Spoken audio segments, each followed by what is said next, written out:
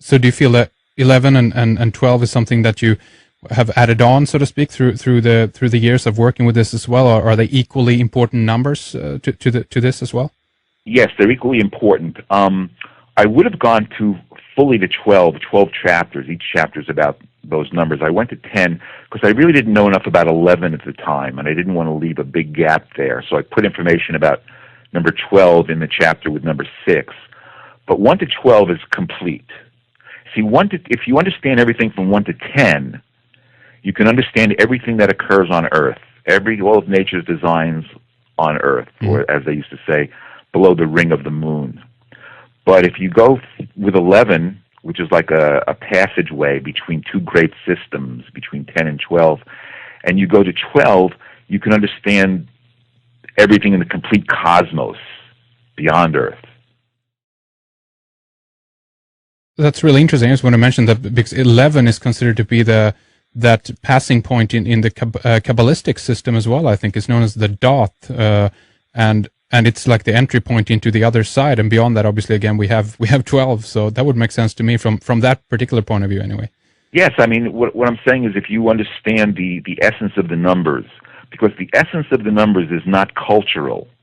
It's not cultural at all. It's inherent in what the number is. The number is beyond culture.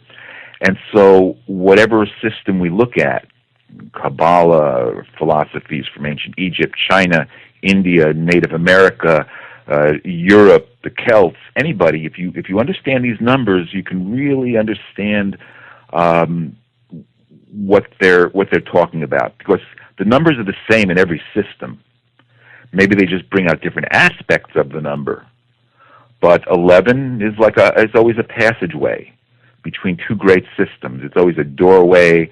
It's always a boat ride with 11 passengers, or in Chinese feng shui system, there's what are called a magic square of Earth and a magic square of heaven, and the numbers on them between Earth and heaven and the corresponding parts always add up to 11. It's it's a passageway. It's like 2. If you add 1 and 1, you get what's called a digital root of the number, and 1 and 1 is like 2, and 2 is also a passageway number. 1 and 2 are considered the parents of numbers, not really numbers themselves, and they give birth to the digits 3 through 9. In other words, Trinity to the Trinity of Trinities.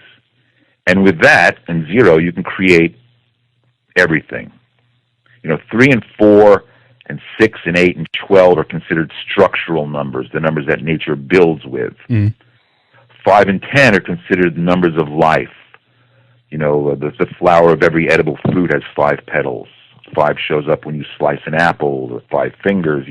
It's associated with life, 5 and 10. And then 7, 9, and 11 are considered numbers of mystery. They cannot be constructed. 7, 9, and 11-sided figures, regular polygons, cannot be constructed with a compass and straight edge. They're mysteries. They're here, but they're not here. Like 7, the rainbow. It's here. 7 colors of the rainbow are there, but nobody can grab it. 7 is always about things that you can't grab, can't hold on to. The 7 notes of the musical scale. As the great writer and philosopher, antiquarian John Michel said, no one has ever had to sweep up after listening to music. 7 is there but not there. Same with 9 and 11.